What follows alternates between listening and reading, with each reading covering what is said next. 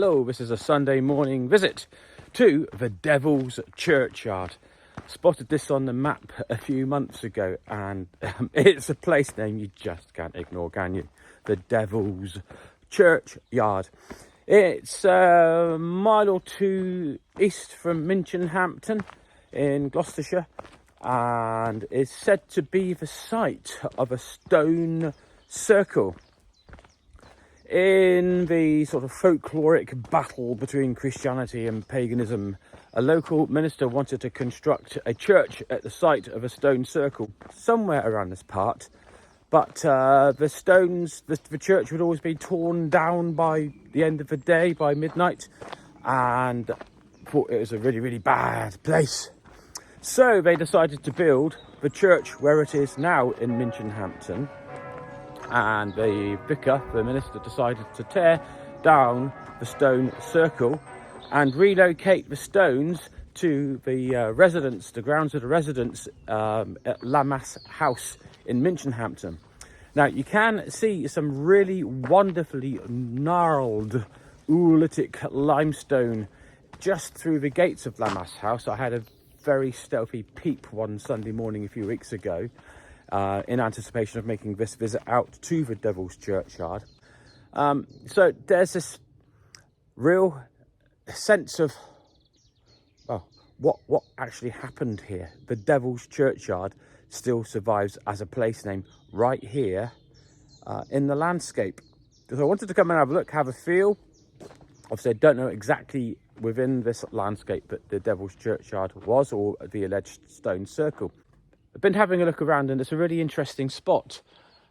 If there was a stone circle here, I fancy it would have been just on a slightly raised area, and there's a nice raised area up that way, which to me would sort of kind of fit the idea of it. But for topography, the actual shape of the land here is really interesting. We are down at the top of a little valley which winds its way a mile or so in that direction, and there is a sense of sort of enclosure, of it being its own little world, of being hidden out of sight from much of the world around. So it does lend itself to that sense of like, ooh. But I don't get any of that this morning. It's beautiful. There's a variety of flowers going on. You've got bluebells, there's wild garlic, there's the hedgerows in glorious blossom, and the hawthorn is out, and we're just a few days past May Day. And it's a place of life and brightness, and yeah, of nature getting on with what nature does. There are legends of hauntings, and allegedly locals going back, some would avoid the area after dark. But again, there's lots of sort of suggestion and wanting to make representation of something that you would oppose as bad, so that then people don't engage with it. Of course, very nearby, you've got the Minchinhampton Longstone, which I popped in and said hello to this morning. Always a delight. I've got another video on that. And of course, there's the Gatley Long Barrow, which you can look at from a public footpath without the fear of being interviewed, monitored by the police. It's the grounds of Princess Anne's estate. You've got Woeful Dane Bottom, which is just a wonderful name, but there's legend of a black dog around there, of a spectral black dog. The Tinglestone Long Barrow, which had properties of electrical shocks. The folklore of the Minchinhampton Longstone and the Tinglestone running around their field at night. So it's a heavily veiled folkloric area, but hey, to me it's just wonderful nature getting on with it, with the landscape and human history and all the complexities and nuances of different opinion, different belief interplaying over the course of time. Now, there are a number of really good write-ups online for the Devil's Churchyard.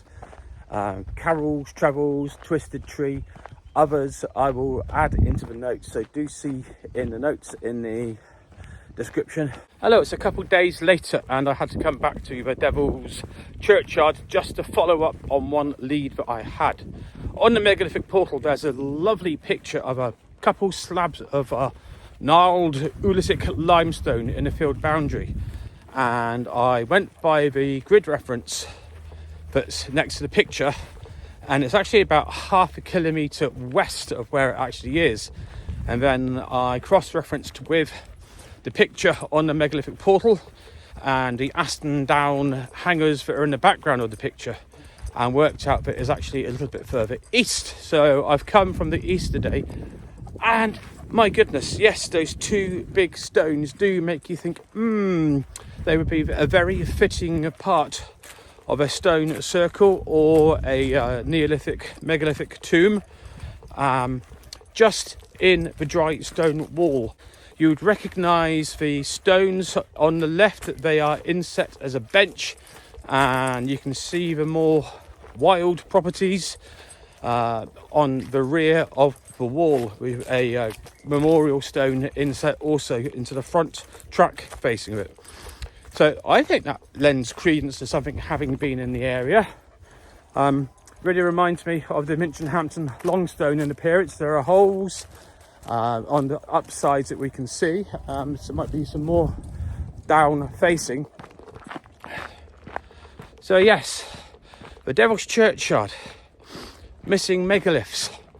Could well be that some still here in the fields, and those other ones are at Lammas House in Minchinhampton, and others yet to be discovered or lost forever.